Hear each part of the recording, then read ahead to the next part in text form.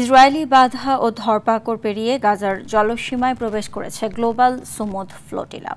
এ পর্যন্ত তাদের ১৩টি নৌযান আটক করেছে ইসরায়েলি নৌবাহিনী। এর আগে বুধবার রাতে নৌবহর থেকে গ্রেপ্তার করা হয়েছে ফ্লোটিলার নেতৃত্ব দেয়া গ্রেটা থুনবার্গ সহ ৩৭ দেশের ২ শতাধিক অধিকার কর্মীকে।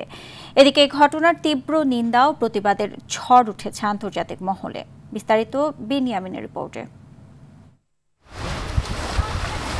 বিরূপ আবহাওয়া কিংবা ইসরায়েলি ধরপাকড় কোনোটি আটকে রাখতে পারেনি ফিলিস্তিনিদের জন্য ত্রাণ নিয়ে যাওয়া গ্লোবাল সুমুদ ফ্লোটিলার নৌবহর। এসব পেরিয়ে ইতোমধ্যেই গাজার জলসীমার মধ্যে পৌঁছে গেছে ফ্লোটিলার একটি নৌযান। তবে তাদের আরও বেশ কয়েকটি নৌকা আটক করেছে ইসরায়েলি কমান্ডো। এখনও গাজার পথে রয়েছে ফ্লোটিলার ২৪টি নৌযান। এর মধ্যে বর্তমানে গাজার ভেতরে অবস্থান করছে মিকেনো নামের নৌযানটি।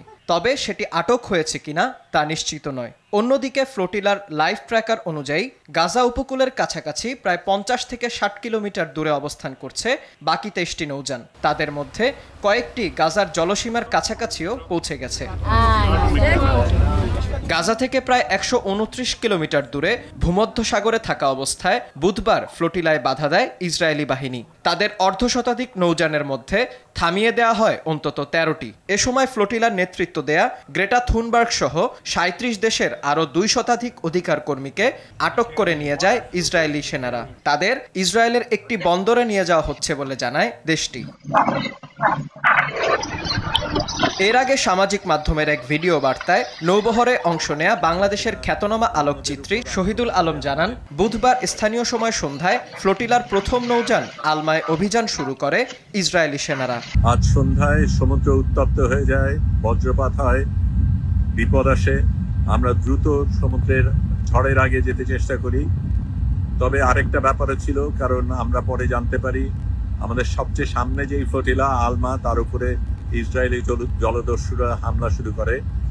আমরা এই উত্তপ্ত সাগরের মধ্যে যত দ্রুত চেষ্টা করছি এগিয়ে যেতে। আমরা সবচাইতে পেছনে, সবচাইতে বড় জাহাজ, কাজেই আমাদের উপর কি আসবে সেটা এখনো বোঝা যাচ্ছে না। এদিকে ফ্লোটিলায় আটক ও ধরপাকড়ের বিরুদ্ধে ফুঁসে উঠেছে বিশ্ব। কড়া নিন্দা জানিয়েছে তুরস্ক ও মালয়েশিয়া সহ অনেক দেশ।